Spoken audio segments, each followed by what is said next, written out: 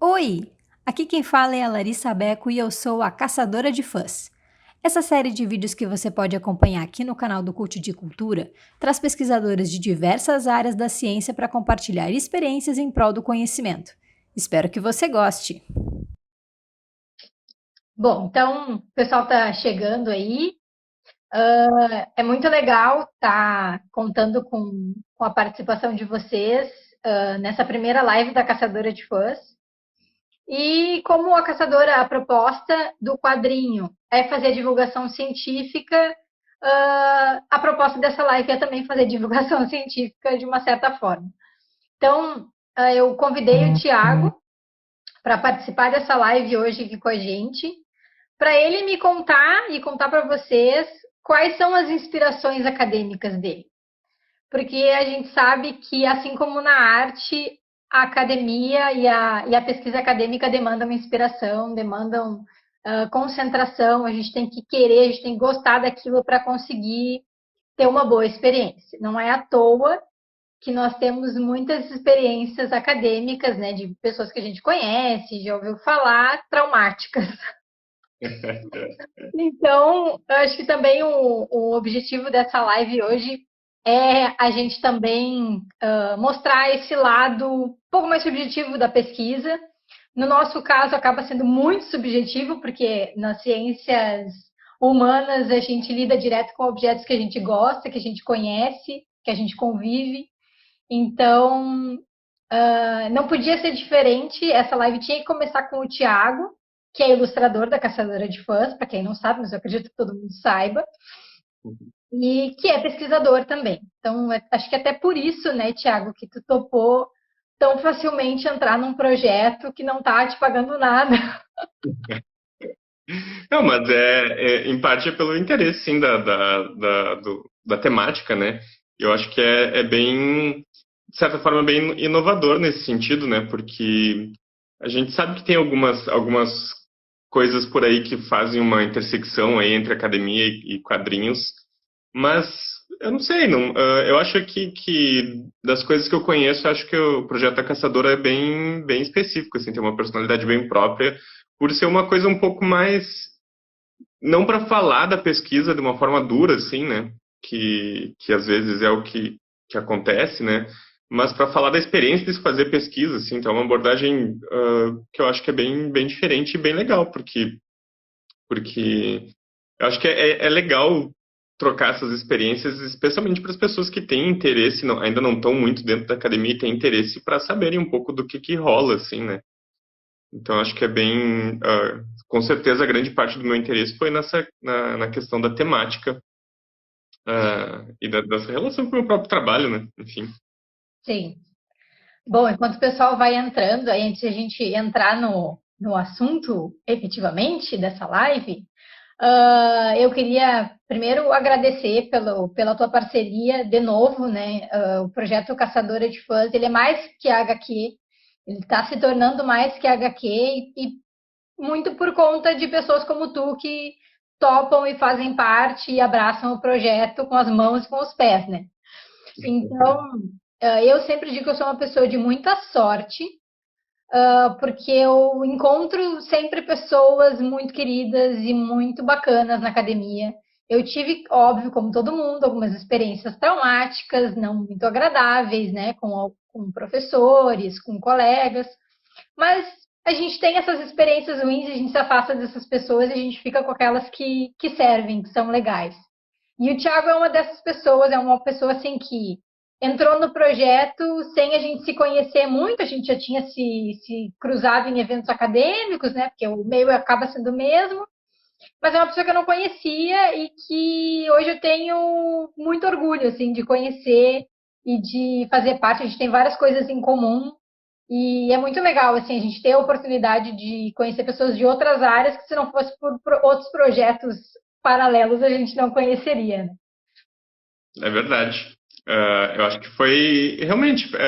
Eu acho que uma coisa legal desses encontros é poder desenvolver coisas que a gente por conta não vai desenvolver ou sei lá. Eu acho que essa junção dos poderes diferentes assim é o que faz a gente poder fazer projetos diferentes e legais E realmente foi uma coisa muito, muito doida, assim, sei lá, vocês falaram, a gente se conhece mais ou menos, já tinha trocado uma ideia alguma vez, eu acho, tinha conversado um pouco mais com o Fábio, mas, sei lá, as coisas vão se encaminhando e quando vê, já passou sei lá quanto tempo e tá aí o projeto praticamente pronto, né? Coisa boa.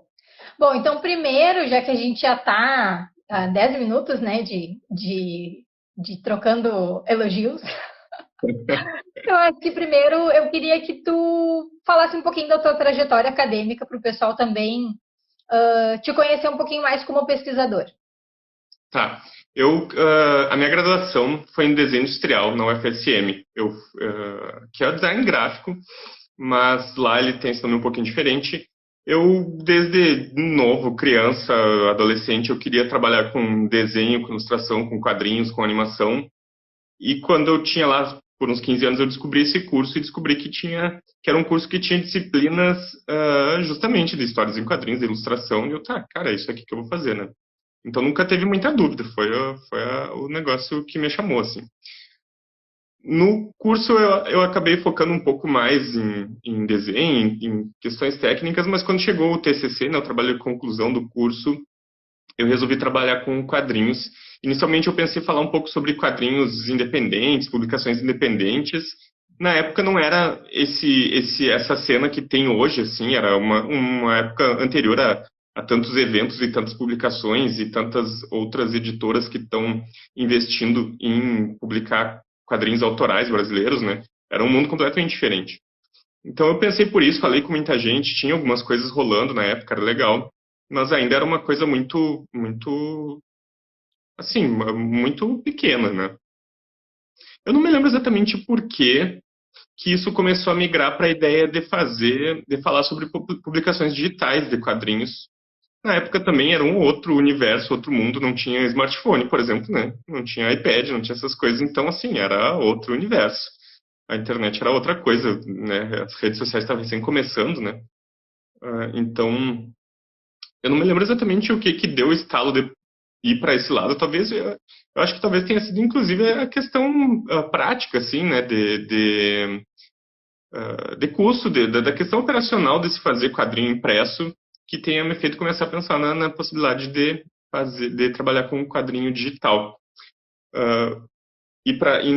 Como TCC ali no design, né, no design industrial, é uma coisa mais criação de um projeto, assim, né? Algo bem simples, né? Assim, um projeto de pesquisa, né? De levantamento bibliográfico, alguma coisa assim. O que eu fiz foi o que eu desenvolvi uma história em quadrinhos digital com algumas brincadeiras, assim, de interações e animações, coisas assim, que juntava várias áreas que eu tinha interesse também. Muito influenciado também, vale dizer que na época eu comecei a descobrir, eu já tinha lido o primeiro livro do MacLeod, né, Desvendando Quadrinhos, que eu gostava bastante, e aí depois eu descobri os outros dele, inclusive o segundo, que é Reinventando os Quadrinhos, que ele fala sobre quadrinhos digitais, e aquilo foi o negócio que me deu uma base forte na época, para ir atrás disso, assim, porque ele já falava de coisas que, assim, ele era bem de certa forma, vanguardista nesses estudos de quadrinhos digitais, né? Então, eu comecei por ali, então eu desenvolvi. O negócio é tão datado que todo esse quadrinho foi desenvolvido em Flash, que é uma tecnologia, um tipo, né, de programa e coisa que não existe mais, morreu assim. Não, depois do advento dos dispositivos móveis, ele é um formato que não fazia sentido. Não fazia sentido para dispositivos móveis por questões técnicas, assim. Então, é algo que morreu no tempo. Mas foi um experimento legal para testar essas possibilidades, assim, ver o que funcionava ou não. E testar o storytelling mesmo, testar a prática narrativa, assim. Uh, Depois, eu fiquei um tempo trabalhando, só trabalhando, entre aspas, né, no mercado, e eu voltei para academia fazendo uma pós-graduação, e aí dessa vez em cinema. E aí nessa época eu fiquei uma época estudando muito cinema e animação. Daí na especialização eu fiz um projeto de finalização de curso. Também podia ser um pouco uma questão, tipo, fazer um artigo, alguma coisa mais de pesquisa, ou fazer um projeto mais prático, né? Tipo um curta-metragem, alguma coisa assim, como o curso tinha uma pegada um pouco mais prática, assim. então me juntei com um outro colega e a gente fez uma animação em 3D, assim. Foi uma experiência bem legal também para aprender um pouco disso e ainda, assim, mais uma vez, desenvolver questões de narrativa, né? Depois disso, daí eu comecei a entrar na academia de cabeça mesmo, porque mais ou menos nessa época eu passei num concurso para professor substituto na UFSM, aí no meio disso entrei no mestrado e uma coisa foi puxando a outra. O mestrado eu fiz na URGS, em design, lá, né? Que é o mesmo programa no qual eu faço o doutorado agora. Só que tem uma questão assim, bem importante, digamos, da pós-graduação em design lá na URGS. O design, no geral, lá na URGS, ele tem um viés bem diferente do que era na UFSM, assim. Para mim foi uma transição bem brusca, porque na UFSM, o que melhor ilustra para mim é que na UFSM o curso de design está dentro do Centro de Artes e Letras. E na URGS o design está dentro da engenharia, sabe? Então são dois universos. Isso acabou influenciando muito diretamente, assim. Então o pessoal lá do design da URGS, muitos professores são engenheiros, arquitetos, tem uma pegada menos ligada a uma coisa de criação e mais a uma coisa mais pro metodológico mesmo, um negócio um pouco mais duro, digamos. Então, quando eu fui entrar no mestrado, eu tive que adaptar um pouco isso. Eu entrei com um projeto que eu não falei que eu tinha vontade de fazer sobre quadrinhos, seria sobre publicações digitais, assim, aplicativos, uma coisa que eu sabia que tinha algumas pessoas que pesquisavam lá, alguns professores. São coisas que a gente faz, né? A gente adapta um pouco para entrar. Depois que tu tá lá dentro, aí tu vê o que faz, né? Estando lá dentro eu As consegui. estratégias do setor, né? Exato. Vai pelas táticas que as estratégias às vezes falham. É verdade. Então, com esse projeto eu consegui me aproximar de coisas que eles estavam lá, entrei. E uma coisa legal que, assim, também eu acho legal destacar é que às vezes as pessoas ficam, que seleção de pós-graduação é muito panelinha, não sei o quê, que tu tem que conhecer, tem que alguém que indica. Cara, assim, a minha experiência lá na URGS não teve nada disso, assim, eu não conhecia ninguém, cheguei completamente de paraquedas e entrei, sei lá, sabe? Acho que foi bem isento, assim, o processo, porque eu não conhecia ninguém, não tinha por que alguém me favorecer, assim. Então foi legal nesse sentido. Ah, então no mestrado eu desenvolvi um projeto mais sobre... Falar por cima, depois a gente pode ir entrando mais em cada um, né? Assim, a pós-graduação lá, como eu disse, ela é bem mais quadrada, assim, então os projetos não são muito... Não tem muito como estudar, sei lá, quadrinhos por uma parte mais de linguagem, de criação. Então eu continuei trabalhando com quadrinhos digitais, mas puxando para uma parte mais de usabilidade, de análise de uso, coisas que são mais próximas do design mesmo, assim, de desenvolvimento, enfim. Então, a minha dissertação foi um projeto de algumas diretrizes de projeto, que é uma coisa bem design da URGS, assim, é bem, sei lá, diretrizes projetuais para se fazer quadrinhos digitais, assim. Então, tipo, questões de usabilidade, de boas maneiras, assim, para se desenvolver um aplicativo, ou enfim, uma história em quadrinho digital, levando em consideração questões próprias da linguagem e de questões de desenvolvimento para a web, essas coisas assim. Então, resultou nisso. Depois do doutorado, eu quase emendei, só não emendei porque eu terminei o mestrado um pouquinho depois de uma seleção, né? Então, eu passei, acho que uns 9 meses até ter uma próxima seleção do doutorado no mesmo programa. E aí não tinha muito por que inventar muita moda, eu segui com um caminho parecido com o que eu vinha estudando no mestrado. Só que dessa vez o foco não estava mais não está mais, né, porque eu ainda estou fazendo, no desenvolvimento em si, no fazer quadrinhos, mas mais na avaliação desse objeto, né, dessa mídia, assim, quadrinhos digitais, né. Uhum. Então, eu tô desenvolvendo um modelo de análise de experiência de uso desse tipo de, enfim, quadrinho digital, né? Então, eu estou terminando a parte de levantamento bibliográfico e de uma pesquisa mais aplicada para já trazer elementos para desenvolver isso. Em sequência, eu vou desenvolver esse modelo e vou aplicar para ter uma validação e ver os dados que eu consigo levantar, enfim. Mas a ideia é basicamente ter esse modelo, que é alguma coisa que pode servir como um guia. Ah, tu está desenvolvendo um quadrinho digital, tem um quadrinho digital, tem uma empresa, ou uma pessoa que tu quer saber se está funcionando ou não, quer fazer uma análise com usuários, pode ser um modelo que ajude nesse sentido. É basicamente isso. Bem legal. Já é uma história, né? A gente fala. Acho que até comentei contigo, eu acho. Não sei se foi na live do teu perfil. Que uma das coisas que me chocou um pouco esse semestre foi numa aula uma professora falar assim, porque as dissertações e teses são trabalhos de formação. E eu fiquei,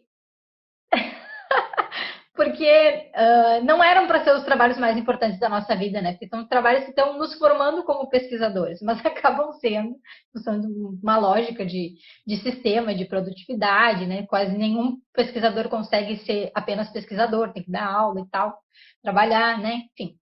E, e essas coisas, assim, quando a gente para analisar toda a trajetória, é tempo da vida, né?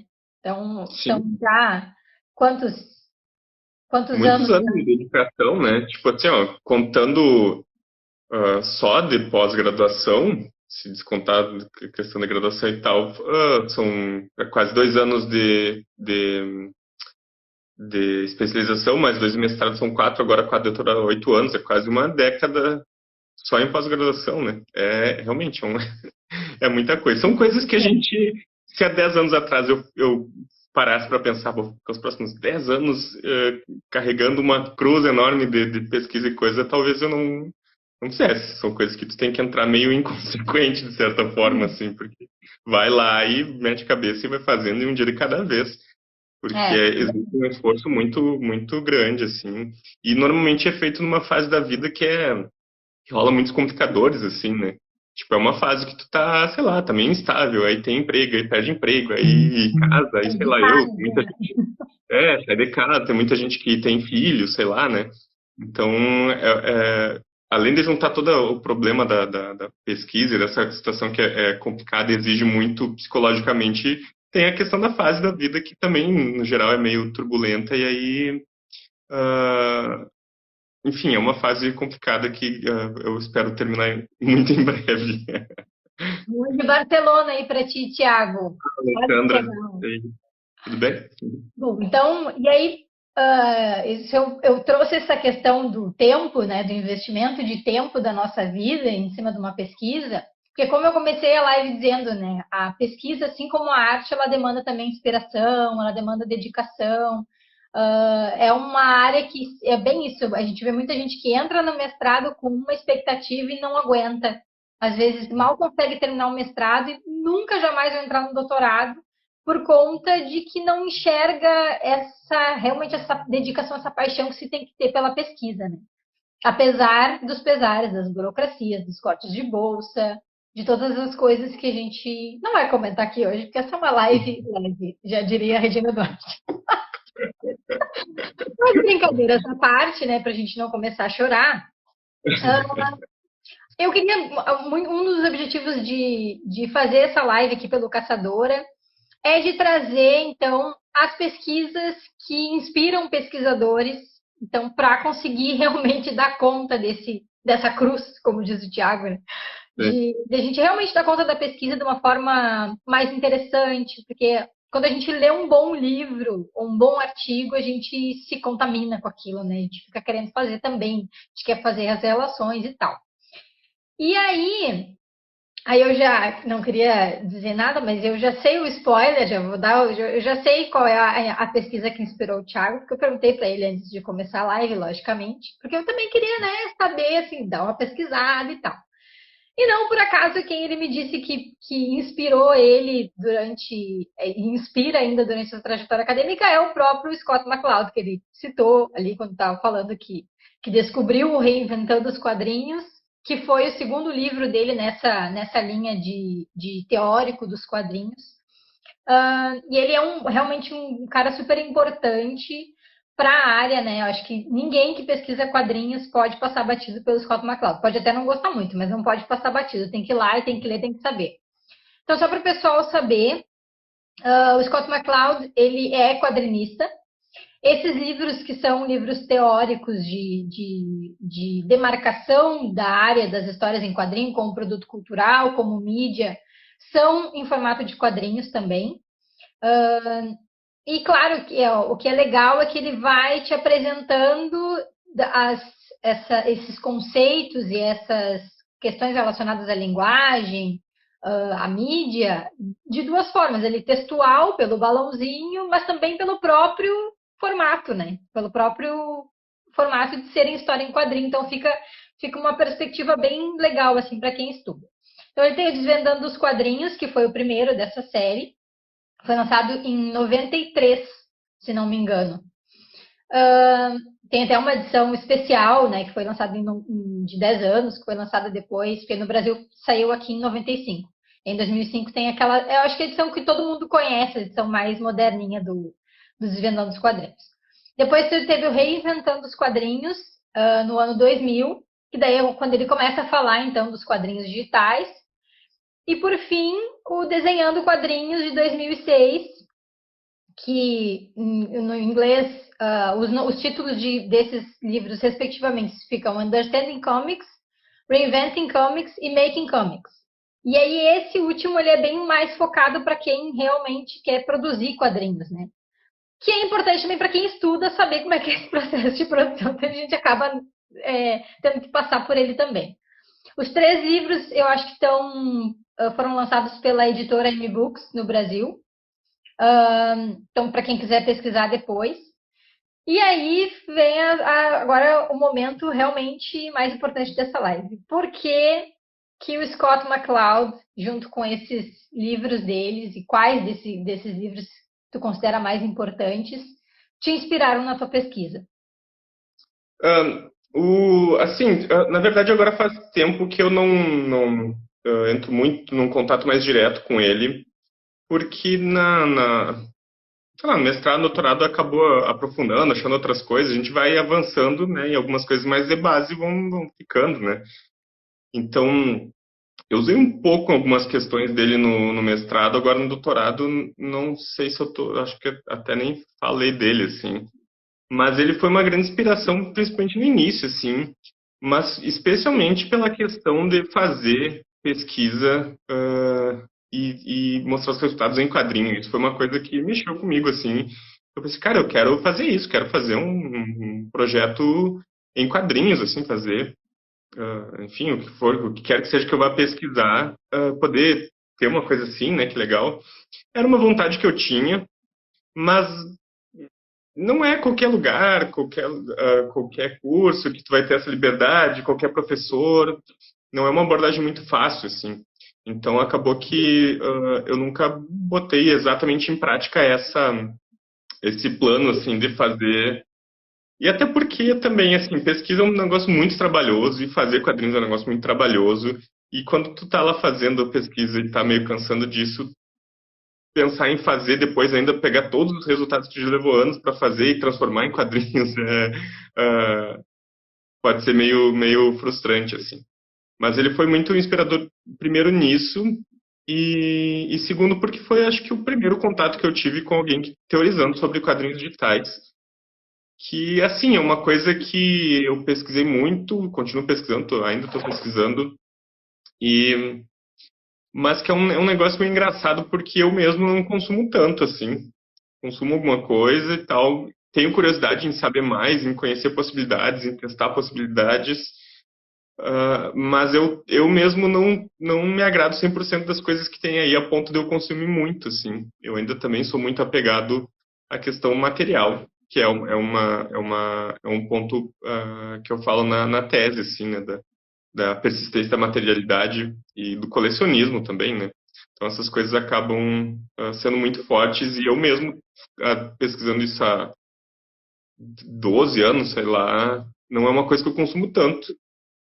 Mas, enfim, são coisas da pesquisa, né? A gente eu estou imerso nisso, mas não necessariamente sou o público, assim. Então, ele foi, eu acho que ele foi especialmente inspirador nesse sentido. O único trabalho, agora lembrando que eu fiz, que eu achei bem, que ficou uma coisa legal, assim, de fazer um trabalho acadêmico em quadrinhos, foi em uma disciplina que eu fiz na URGS, agora no doutorado, uma disciplina das letras. Eu fiz como, né, assim, das disciplinas extras, assim, né?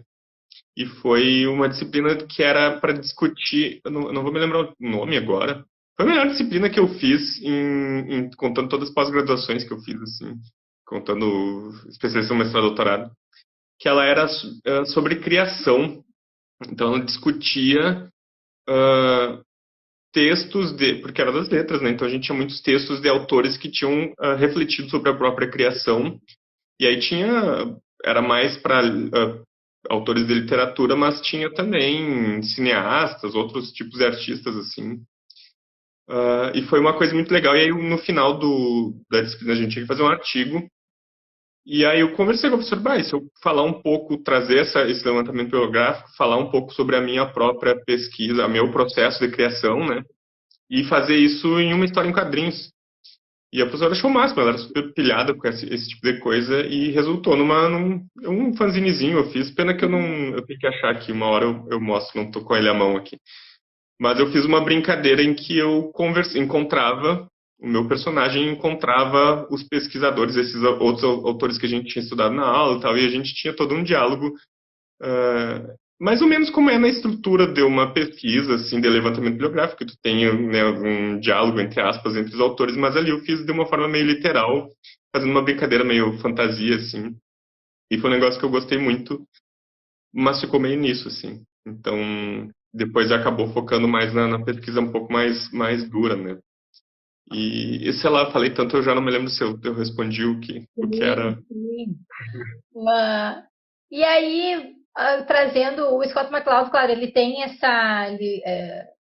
para fazer um livro desses, na proposta que ele fez, no livros desses, né, porque são os livros, realmente demanda muita pesquisa, tem muito trabalho bibliográfico de buscar quem disse o quê, isso ele faz muito bem, ele dá a contextualização certinha, assim, da onde vêm as percepções, né, da onde vêm os conceitos.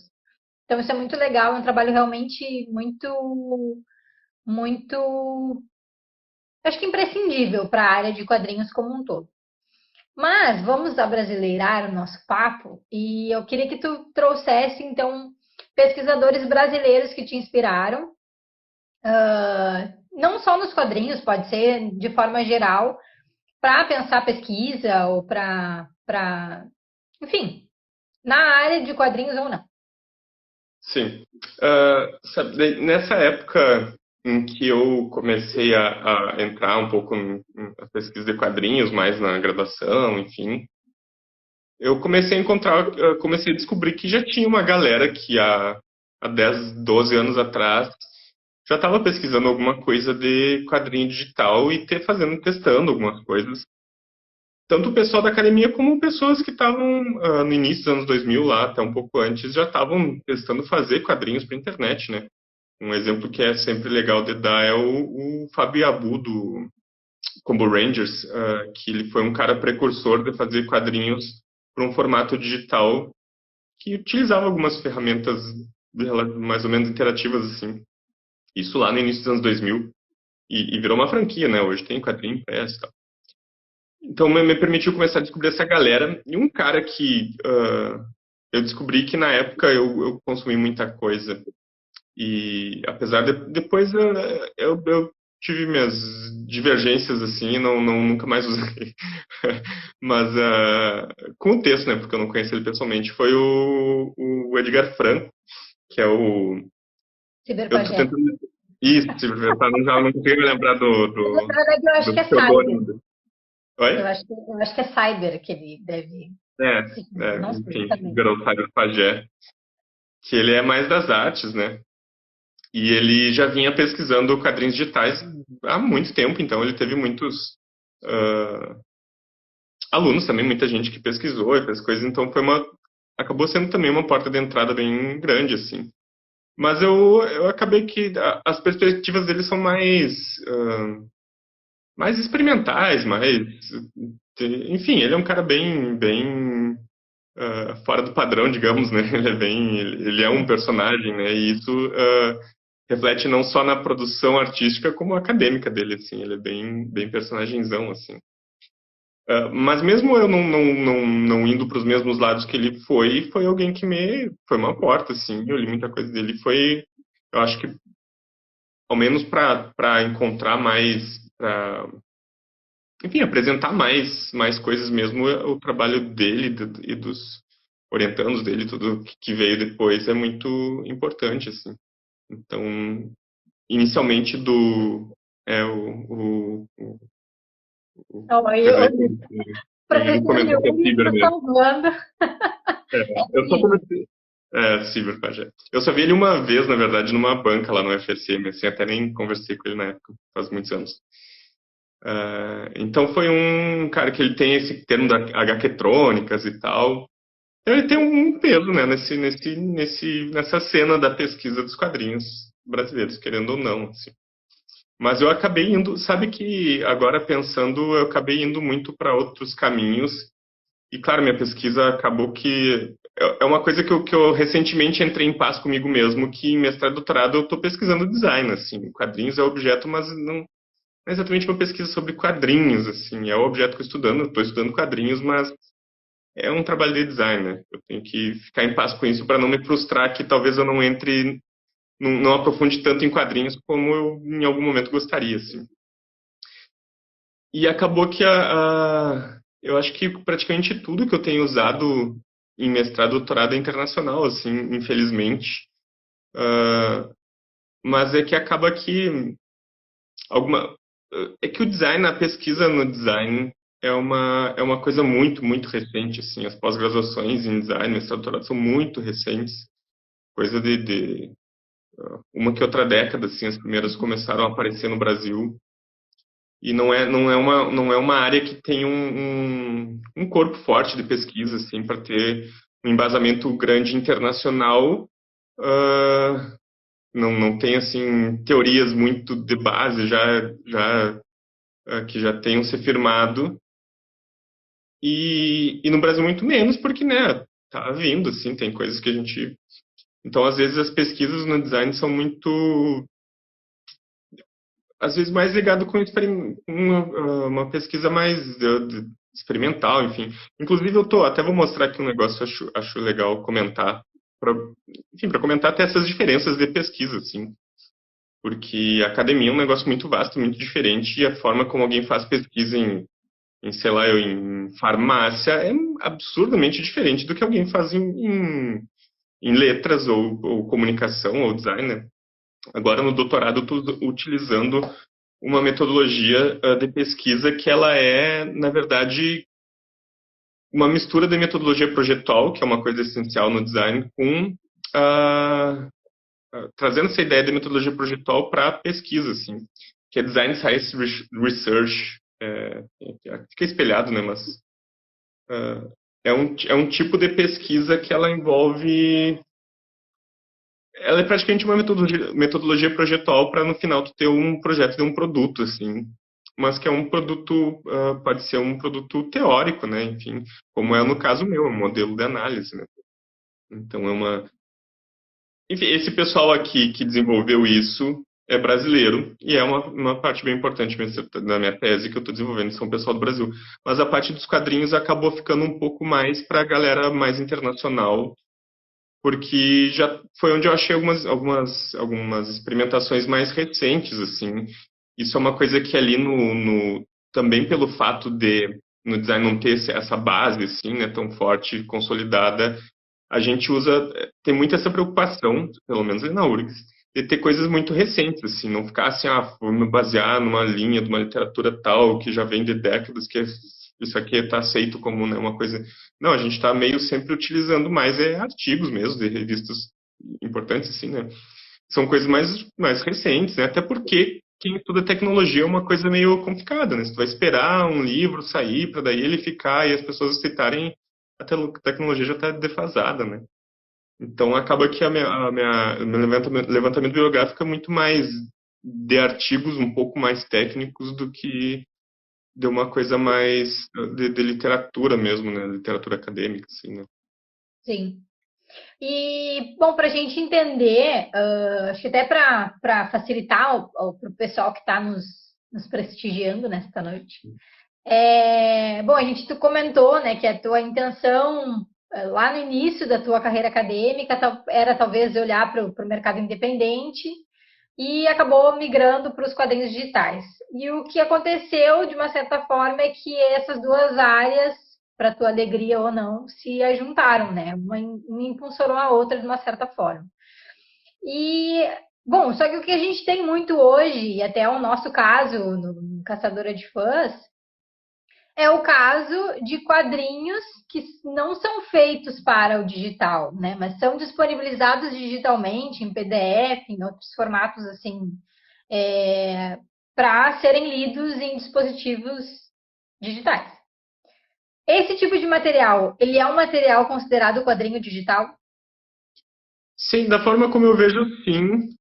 Eu gosto de ter uma visão bem ampla do que é quadrinho digital, porque acho que começa a restringir muito, tu vai cortar muita coisa que tem sido feita, então eu prefiro ter uma visão mais ampla, assim, do que pode ser quadrinho digital. Não existe, completamente longe de ter um consenso do que é realmente um quadrinho digital ou não, mas na pesquisa do mestrado eu consegui ter, desenvolver algum tipo de categorização, assim, que fala de quadrinhos que fala de um jeito mais simplificado, assim, que são mais digitais ou menos digitais, assim, né? Então, esses quadrinhos que são disponibilizados em PDF, são simplesmente as páginas ali impressas, só que em digital, é um formato digital, só que eles são o tipo mais simples que tem, né? Que ele é simplesmente tá espelhando o que que é, e ele não busca usar nenhum tipo de recurso que a mídia digital permite, assim, né? Então eu acho que é sim, mas é uma possibilidade simples de infinitas outras que existem, assim, né? Ainda é um conceito muito novo, né, para ter uma definição tão certa. Mas também eu acho que isso que tu comentou dá muito caráter que a gente tem que enfrentar na pesquisa, que é a questão das escolhas. Então, eu estou considerando, eu parto do princípio que eu considero quadrinhos digitais tal coisa. No meu caso, eu considero fãs de super-heróis tal sujeito, né? Então, isso é um trabalho do pesquisador também, e é aí que mora a complexidade da pesquisa como um todo. Porque a gente é o nosso olhar subjetivo, a gente não tem como se descolar disso, e nem deve, é um exercício que a gente tem que estar sempre vendo, e aí tem um trabalho de justificativa pesado de por que tu está considerando que o PDF é quadrinho digital, se ele não é produzido com o intuito de ser digital na sua origem, né? E aí tu tem que justificar essas categorias que tu cria, então de quadrinhos mais ou menos digitais, e aí criar categorias de análise para isso, para conseguir compor todo esse corpus que existe de quadrinhos em torno de quadrinhos digitais e webcomics, e enfim. Então, isso é uma parte bem importante, assim, que a gente que é pesquisador, talvez é uma coisa tão corriqueira, né? É uma coisa que a gente tem que estar sempre fazendo essas escolhas de vou usar esse autor, e aí para usar esse autor não vou citar outros 20 que estão falando da mesma coisa. E escolhe a metodologia, escolhe os autores, escolhe a forma de escrever o texto, a forma de compor o texto, né? Então, vou separar a teoria e análise? Não, vou deixar tudo junto. Enfim, vou escrever na terceira pessoa, vou escrever na primeira pessoa. Uma série de escolhas que a gente tem que fazer que denotam essa questão da subjetividade. E por isso que esse trabalho de pesquisa, ele é tão importante que sempre tente fazer o maior número de relações possíveis com outras pesquisas que estão sendo desenvolvidas na mesma área. Por isso que a gente tem que fazer lá o estado da arte, que a gente vai dizer, ó, quem já falou o que sobre isso aqui? Porque nunca a gente vai pegar a mesma perspectiva. E por mais que a gente até possa fazer o esforço de pegar a mesma perspectiva, o nosso olhar nunca vai ser o mesmo. Pode ser convergente, pode ser similar, mas não tem como ser o mesmo, né? A gente é muito diferente como indivíduos. Então, é uma parte legal de quis chamar atenção para isso, porque principalmente numa área que é nova, né? Que nós estamos falando de quantos anos de pesquisa em torno de quadrinhos digitais? Ah, sim, eu acho que coisa de início dos anos 2000, mas não faz 20 anos, assim, quando muito 20 anos, assim, 2 décadas, mas 2 décadas passa assim, né? São coisas, é pouco tempo, mas também muita coisa acontece em questão de tecnologia, né? Mas é relativamente pouco tempo, né? Se for comparar com outro tipo de, sei lá, estudos culturais ou estudos de literatura, coisas assim que vêm, sei lá, são seculares, assim, né? Então é uma coisa muito incipiente, de certa forma, ainda, né?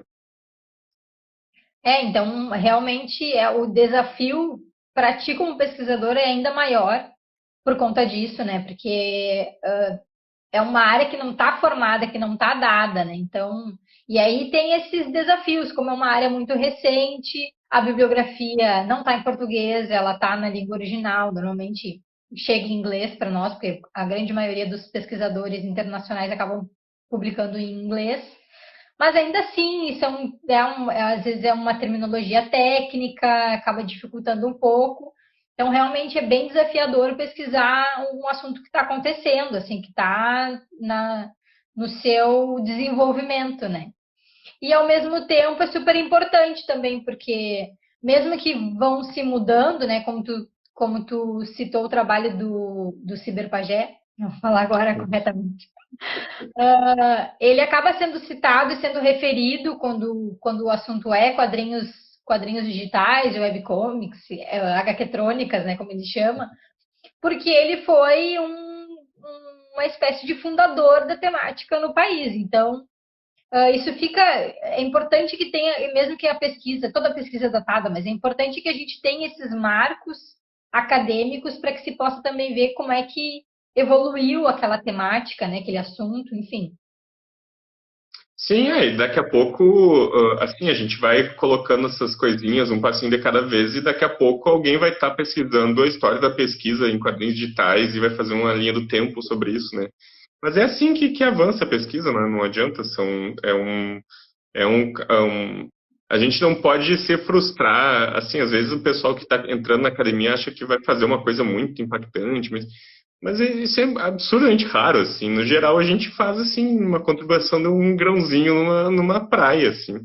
É uma, é um caminho muito, um processo muito de trabalho de formiguinha, assim.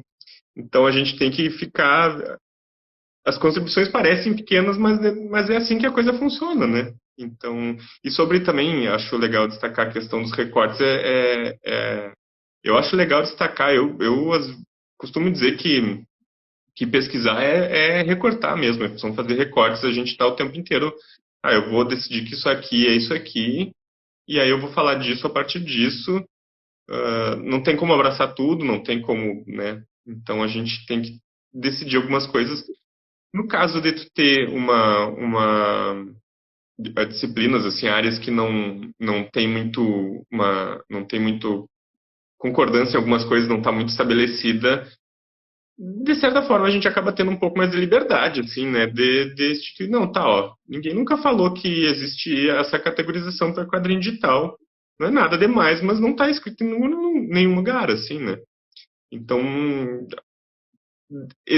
talvez exija um pouco de criatividade, mas também dá algum certo nível de liberdade, né? Ah, então mas é bem isso, assim, são trabalhos pequenos que vão aos pouquinhos empurrando o conhecimento para frente, né? A gente tem que saber que é só uma pequena engrenagemzinha num sistema super complexo, né? Sim. Bom, a gente está chegando no nosso tempo, né? Eu morro de medo de me derrubarem. A gente tem que dar tchau, tem que deixar o jabá, então não dá para ser. A gente tem que se programar nesse negócio aqui, pelo amor de Deus. É. Então, só para finalizar, eu queria que tu fizesse então a tua divulgação porque não tá fácil ser ilustrador no Brasil. Bom, eu acredito que praticamente todo mundo que segue a Caçadora de Fãs deve te seguir também no Instagram. Mas enfim, faz a tua divulgação aí para todo mundo É. te conhecer. Bom, então, boa parte do meu conteúdo eu tenho publicado no Instagram. Eu defini essa como a minha plataforma principal porque foi das redes sociais a que eu me adaptei melhor por questões práticas mesmo, assim, até de alcance, assim, eu não conseguia ter muita audiência no Facebook, mas no Instagram eu Já consegui pode aprender. arrastar para cima agora, né? Com 10 mil seguidores. Não testei ainda, tô querendo achar algum link legal para ser o primeiro, assim, tem que pensar Ah, alguma coisa agora legal tem para estrear. né? Eu vou correr É, atrás disso aí, ó. e, mas então a minha produção mais de quadrinhos, autoral e tal, tá praticamente toda no Instagram, mas eu também trabalho como ilustrador. No momento eu não tenho feito muitos trabalhos, ou não tenho pego trabalhos muito grandes, porque eu estou terminando a tese. Mas eu sempre deixei aberto, ele tem meu contato no meu perfil, inclusive meu portfólio, para quem quiser ver um pouco mais do que eu faço, porque às vezes também o pessoal vê ali só os quadrinhos que tem um estilo específico, mas eu ilustro de várias formas diferentes, já trabalhei com vários mercados diferentes, assim. Então no meu perfil tem o portfólio, dá para o pessoal conhecer um pouco mais do que eu faço também. E eu acho que é isso, assim, eu estou sempre divulgando projetos novos ali, tá aí. Em seguida, eu já estou entrando um outro projeto de quadrinho autoral que eu escrevi, estou desenhando, que vai demorar um pouquinho ainda para sair, porque são bastante páginas e eu estou fazendo sozinho. Mas acho que até o fim do ano eu devo fazer algum catarse para ele. Mas eu estou sempre divulgando ali. É isso. Seguindo nas redes sociais, vocês ficam sabendo tudo. Então aí, quem quer seguir o Thiago, @Thiago Krenin, tanto no Instagram como no Facebook, mesmo que o Facebook tu não esteja usando tanto, ainda dá para ver alguns dos teus trabalhos lá. Sigam o Thiago, ele está sempre postando tirinhas e eu morro de rir do look da Leia, são os gatinhos. Sempre tem tirinhas legais lá e algumas acadêmicas. Então, é uma certa forma de se fazer também a divulgação científica. Não deixa de ser. Obrigada, viu, Thiago? Espero que o pessoal tenha gostado. E, bom, quem quiser, entra em contato contigo direto. Tenho certeza que tu vai receber super bem. Sim, com certeza, podem falar aí. E valeu pelo convite, foi massa abrir essa linha de lives aí da Caçador de Fãs. Espero que saiam bastante bate-papos legais aí com outros pesquisadores. Acho que vai render várias conversas legais. Pena que é tão curtinho, né? A gente que é acadêmico às vezes é meio transversando muito, fica falando muito, quando vê, falou uma hora inteira e não deixou outro falar, sei lá, né? E a gente quer tanta coisa para falar, né? Porque, enfim, como eu falei, só da pesquisa ali eu tô, sei lá, uns 12 anos pesquisando quadrinho digital, em menos de uma hora, não tem como falar de tudo. Né? Ah, a gente pode fazer o volume 2, não tem problema. Aqui a gente Pode manda ser. nesse negócio. Dá para aprofundar mais alguns temas também. E também, se as pessoas que estiverem vendo eu verem depois, quiserem trocar uma ideia sobre questão acadêmica, também pode ser, né? Vem trocar uma ideia, porque eu dou aula também, né? Sou professor não fixo, mas tenho dado aula volta e meia em algumas universidades, então tô meio sempre rolando nesse meio acadêmico aí, né? Quem tiver dúvidas, então, quer saber mais sobre o trabalho do Thiago, mas tem vergonha de perguntar diretamente para ele, pode mandar no inbox aqui do Caçadora, que daí, de repente, se tiverem vários assuntos, se tiver uma pergunta legal, a gente faz uma nova rodada com ele.